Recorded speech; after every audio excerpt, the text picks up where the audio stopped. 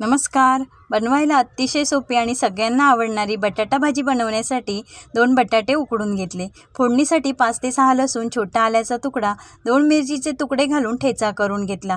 उकडलेल्या बटाट्याचे मध्यम आकाराचे तुकडे करून घेतले. तुम्ही बटाटा कुस्करून देखील घेऊ शकता.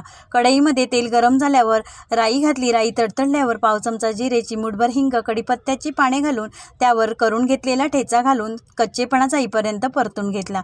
फोडणीवरच पाव चमचा हळद आणि चवीनुसार मीठ टाकून घेतले. हळद आणि मीठ फोडणीवर टाकल्यामुळे बटाट्याला सर्व बाजूनी व्यवस्थित लागते आणि चव देखील चांगली येते. कापून घेतलेला बटाटा घालून मिक्स करून घेतले. मिक्स करताना चमच्याने बटाटे थोडे थोडे कुस्करून घेतले. झाकण ठेवून एक वाफ काढून गॅस बंद केला. कोथिंबीर घालून भाजी मिक्स करून घेतली. तयार झाली झटपट चविष्ट बटाट्याची भाजी. ही भाजी मुलांना चपातीमध्ये घालून रोल करून डब्याला किंवा नाश्त्याला सॉससोबत देऊ शकता. मुले आवडीने खातात. तुम्ही देखील नक्की करून बघा.